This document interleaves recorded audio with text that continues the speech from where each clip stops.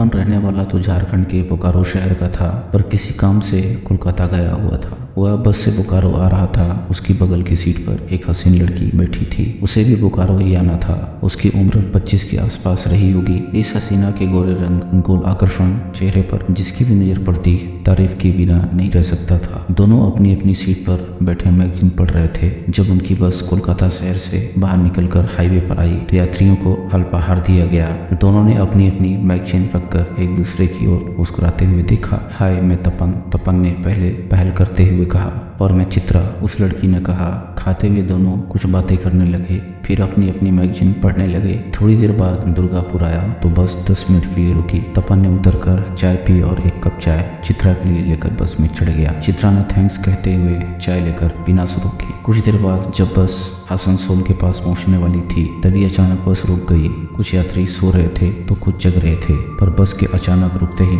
सोने वाली यात्री भी जग गए। यात्रियों ने पहले तो आपस में एक दूसरे से बस के रुकने का कारण जानना चाहा, पर सही कारण किसी को पता नहीं था। तभी कंडक्टर ने यात्रियों को बताया कि किसी बड़ी दुर्घटना के कारण रोड जाम है और यह जाम खत्म होने में काफी समय लग सकता है। यात्री बस के अंदर ही आराम करें। थोड़ी देर में बस का एसी बंद कर दिया गया। गर्मी के दिन थे, ज्यादातर लोग बस से नीचे उतर गए। तपन भी नीचे आ चुका था, पर चित्रा बस में ही बैठी रही। उसने खिड़की खोल रखी थी।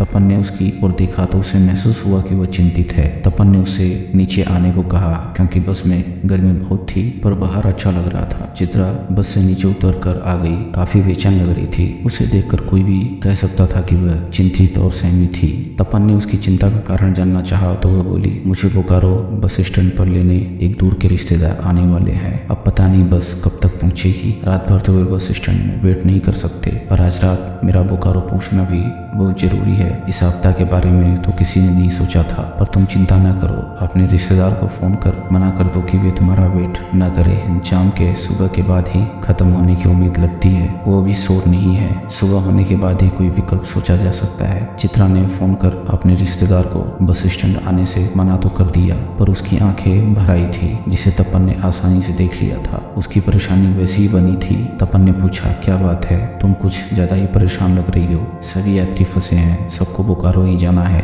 हम सब मजबूर हैं। तुम्हारी कोई खास वजह हो तो चाहो तो बता सकती हो, शायद मैं कुछ मदद कर सकूं। वह कुछ देर चुप रही, फिर बोली, मेरा आज रात बोकारो पहुंचना बहुत जरूरी है। कल सुबह मेरा एक बहुत ही जरूरी काम है। समय पर न पहुंचने से बहुत नुकसान हो सकता है। वैसे तो मुझे जानने का कोई हक नहीं है, पर अगर कुछ खुल कर कहो तो कोई हल खोजने की कोशिश जरूर करूंगा। अपने को थोड़ा संभालते हुए कहा, कल सुबह 7 बजे मुझे कोर्ट में हाजिर होना है और यह दिन कोर्ट का आखिरी वर्किंग डे है। उसके बाद कोर्ट लगभग 2 महीनों के लिए समर वेकेशन के चलते बंद हो जाएंगे। अगर आज रात तक ही पहुंचना है तो मैं कोई विकल्प देखूं। मैं आजीवन आपकी आभारी रहूंगी। कुछ हो सके तो प्लीज करें।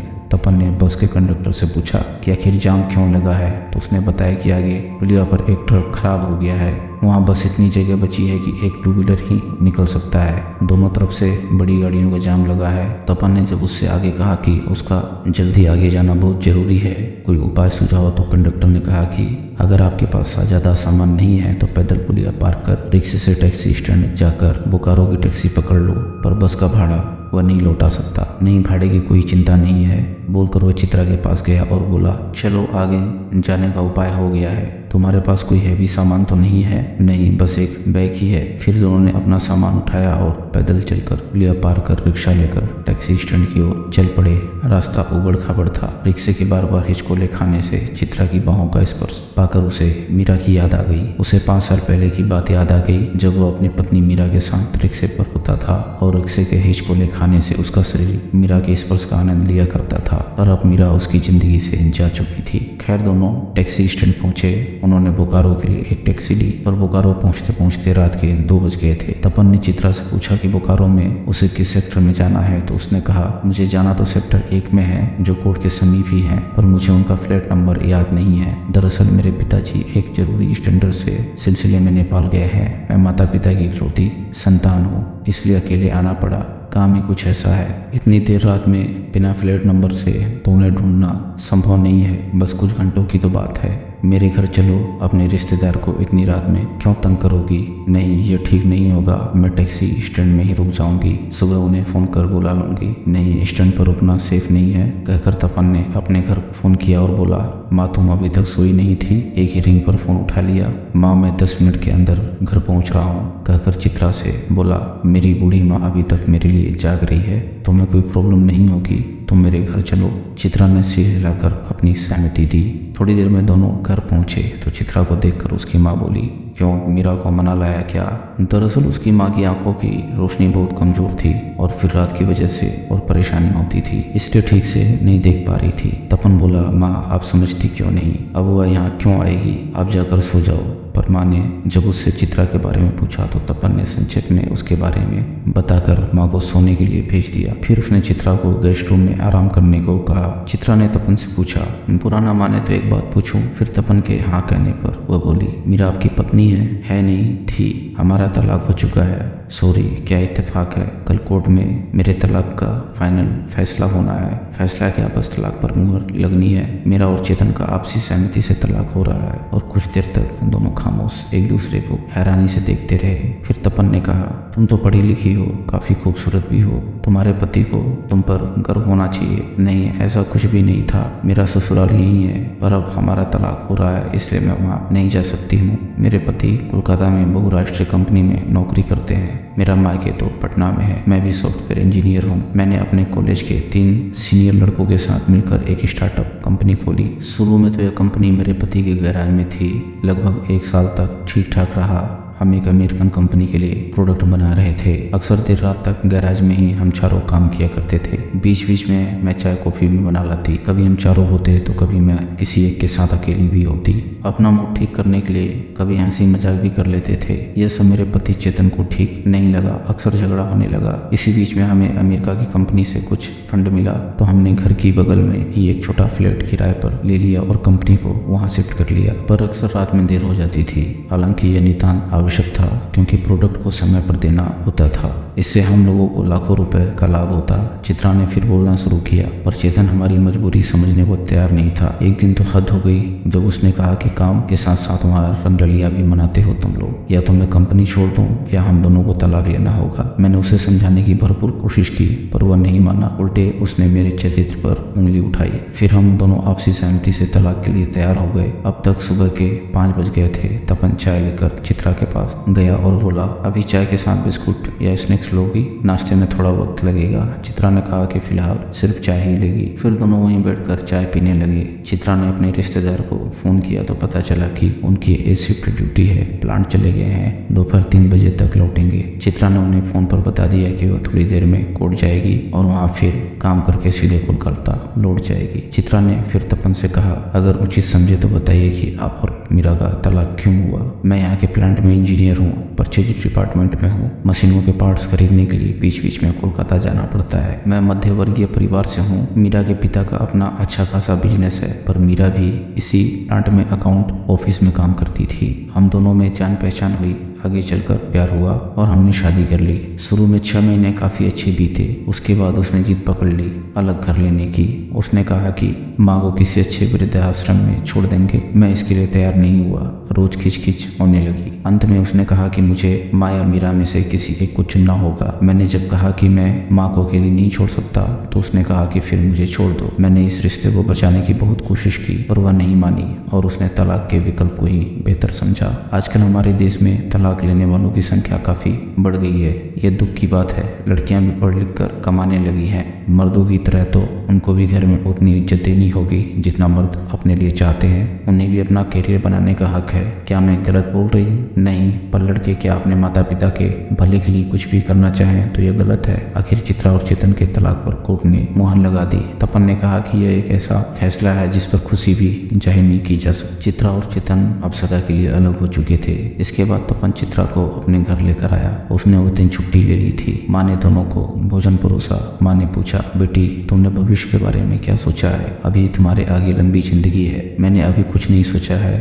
अभी मैं कंपनी के जरूरी काम में कुछ महीनों इतनी व्यस्त रहूंगी कि कुछ सोचने की फुर्सत ही नहीं है। चित्रा ने कहा, चिंता नहीं करना, एक रास्ता बंद होता है तो दूसरा खुल जाता है। तपन चित्रा को विदा करने स्टेशन गया। चलते समय चित्रा ने कहा, आगे जब कोलकाता आए तो मुझसे जरूर मिलना। फिलहाल मेरे साल्ट लेक फ्लैट में ही मेरी कंपनी है। और फिर अपना कार्ड तपन को दे दिया। तपन ने भी अपना कार्ड चित्रा को दे दिया। चित्रा कोलकाता लौट आई। अब वे अक्सर फोन पर बातें करते थे। तपन ज्यादातर चित्रा के काम और स्वास्थ्य के बारे में पूछता तो चित्रा तपन और उसकी माँ के बारे में। कभी चित्रा माँ से बात करती तो हर बार माँ यही पूछती कि उसने अपने भविष्य के बारे में क्या फैसला किया। चित्रा भी हर बार यही कहती कि अभी कोई फैसला नहीं लिया। एक बार जब चित्रा का फोन आया तो माँ ने उससे पूछा, मेरा तपन तुझे कैसा लगता है। चित्रा इस बात के लिए तैयार नहीं थी, फिर भी उसने कहा, तपन तो बहुत ही अच्छे इंसान है। वो हमेशा तुम्हारी तारीफ करता रहता है, कहता है कि तुम बहुत मेहनती लड़की हो, खूब तरक्की करोगी। माँ बोली, यही तो उनका बड़प्पन है। कुछ दिनों के बाद तपन को कोलकाता जाना पड़ा। वो चित्रा से मिला। चित्रा ने उसे अपने हाथों से खाना खिलाया। दोनों ने काफी देर तक बातें की, पर केवल काम से संबंधित। चलते समय चित्रा ने उसे फिर आने को कहा और हाथ मिलाकर विदा किया। यह तपन और चित्रा का दूसरा दैनिक स्पर्श था। पहला स्पर्श रिक्शे पर हुआ था। इधर चित्रा का प्रोजेक्ट पूरा होने जा रहा था। उसका टेस्ट चल रहा था, जिसके बाद प्रोडक्ट को अमेरिकन कंपनी को बेचा जाना था। इधर तपन की माँ की तबीयत काफी खराब थी। चित्रा भी सुनकर आई थी। बोकारो में बड़े अस्पताल नहीं थे तो चित्रा ने तपन को उन्हें कोलकाता ले चलने को कहा। वह स्वयं टैक्सी बुक कराकर माँ और तपन के साथ कोलकाता आई। माँ को बड़े अस्पताल में भर्ती कराया। 2 हफ्ते में तपन की माँ को अस्पताल से छुट्टी मिल गई। इस बीच तपन चित्रा के फ्लैट में रहा। चित्रा और तपन अब थोड़ी करीब आ चुके थे। दोनों एक दूसरे को बेहतर समझ रहे थे। तपन की माँ को अस्पताल से छुट्टी मिली तो चित्रा उन्हें भी अपने घर ले आई थी और कहा कि यहाँ कुछ दिन आराम करने के बाद ही लौटना। 1 हफ्ते तक वे चित्रा के फ्लैट में ही रहे। 1 सप्ताह बाद तपन माँ के साथ बोकारो लौट रहा था, पर चलते समय माँ ने चित्रा से फिर कहा, बेटी, तुमने तो बेटी से भी बढ़कर मेरा ख्याल रखा है। कुदरत तुम्हारी हर मनोकामना पूरी करे, पर मेरी बात पर भी सोचना। कौन सी बात माँ? चित्रा ने पूछा। अपने और तपन के बारे में। आपके आशीर्वाद से मेरा प्रोजेक्ट पूरा हो गया है। 2 हफ्तों के अंदर ही इसके अच्छे परिणाम मिलने की आशा है। फिर आपकी बात भी मान लूंगी। तपन और माँ दोनों चित्रा की ओर देखने लगे। चित्रा की तरफ से पहला पॉजिटिव संकेत मिला था। इधर चित्रा के माता पिता भी उसके लिए चिंतित रहते थे। चित्रा ने तपन की चर्चा उनसे कर रखी थी। उसने कहा था कि बोकारो जाने वाली एक रात की बात ने चित्रा को काफी इम्प्रेस किया था। इतना ही नहीं, चित्रा के पिता ने एक बार चुपके से बोकारो आकर तपन के बारे में जानकारी भी ले ली थी। वे तपन से संतुष्ट थे। उन्होंने अपनी सहमति चित्रा को बता दी थी। इसके 1 महीने के अंदर ही चित्रा ने तपन को फोन पर बताया कि उसका प्रोजेक्ट अमेरिका की कंपनी ने अच्छी कीमत देकर खरीद लिया है। उसकी कंपनी के चारों पार्टनर्स को 5-5 करोड़ रुपए का फायदा हुआ है। तपन की माँ ने चित्रा से फोन पर कहा, तुम्हारी सफलता पर बहुत बहुत बधाई। देखा, तपन ने ठीक ही कहा था कि तुम बहुत मेहनती लड़की हो और जल्दी तुम्हें तरक्की मिलेगी। सब आप लोगों के आशीर्वाद से है। अब तो तेरा प्रोजेक्ट भी पूरा हो गया, तो बता तपन के बारे में क्या सोचा है। मैंने कहा था ना कि तपन बहुत अच्छे इंसान है, मुझे भी अच्छे लगते हैं। इसके आगे मैं क्या बोलूँ। हाँ, एक और सरप्राइज, मेरी कंपनी को अमेरिका से बहुत बड़ा ऑर्डर मिला है। माँ ने जब यह बात तपन को बताई तो उसने फोन माँ के हाथ से लेकर चित्रा से कहा, बहुत बहुत बधाई इस दूसरी कामयाबी पर, और एक सरप्राइज मेरी ओर से भी। मुझे प्रमोशन देकर कंपनी ने कोलकाता ऑफिस में पोस्टिंग की है। 1 हफ्ते के अंदर ज्वाइन करना होगा। फिर माँ ने चित्रा से कहा, अब तो और इंतजार नहीं कराना है। नो मोर इंतजार माँ जी। दोस्तों, अगर आपको कहानी पसंद आ रही हो तो वीडियो को लाइक करें और चैनल को सब्सक्राइब करें। हम ऐसी मजेदार कहानियाँ आपके लिए लाते रहेंगे।